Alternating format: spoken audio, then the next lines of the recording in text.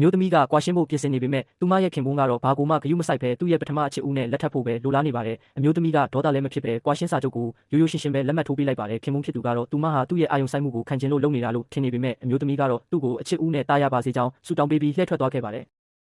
ခင်ပွန်းဖြစ်သူကသူမပြန်လာပြီးတောင်းပန်လိုက်မယ်လို့စောင့်ဆိုင်းနေပေမဲ့သူမကိုထာဝရဆုံးရှုံးလိုက်ရပြီဆိုတာကိုတော့သူသတိမထားမိခဲ့ပါဘူးနောက်တနေ့မနက်မှာသူဟာပြင်ဆင်ထားတဲ့မနက်စာကိုမြင်တော့အမျိုးသမီးလုပ်ပေးထားတာလို့ထင်နေခဲ့ပါတယ်ကြက်ဥကိုတကိုက်ကိုက်လိုက်ပြီးတဲ့နောက်မှာတော့ဘာလို့အကြက်မဟုတ်ရတာလဲဆိုပြီးအိမ်အကူကိုချက်ချင်းလှမ်းမေးပါတယ်အိမ်အကူကသူမပဲမနက်စာကိုလုပ်ပေးခဲ့တာပါလို့တောင်းပန်စကားဆိုတဲ့အခါမှာပဲအမျိုးသမီးထွက်သွားပြီဆိုတာကိုခင်ပွန်းဖြစ်သူသိလိုက်ရပါတော့တယ်တစ်ဖက်မှာလည်းအမျိုးသမီးဟာစေယုံကနေအခုတင်မဲ့ထွက်လာခဲ့တာဖြစ်ပါတယ်အဲ့ဒီအချိန်မှာကောင်လေးတယောက်ရုတ်တရက်သတိလေးလဲကျသွားတာကိုတွေ့လိုက်ရပြီးသူမကအောင်မြင်စွာကယ်တင်ပေးခဲ့ပါတယ်ကောင်လေးရဲ့ဦးလေးဖြစ်သူကသူမကိုမြင်ဘူးလို့ခံစားရပြီးနောက်သူ့ရဲ့အသက်သခင်ကျေးဇူးရှင်ဆိုတာကိုသတိရသွားပါတယ်ဒါနဲ့အဲ့ဒီလူကသူမကိုသူ့အိမ်ကိုဖိတ်ခေါ်ခဲ့ပါတယ်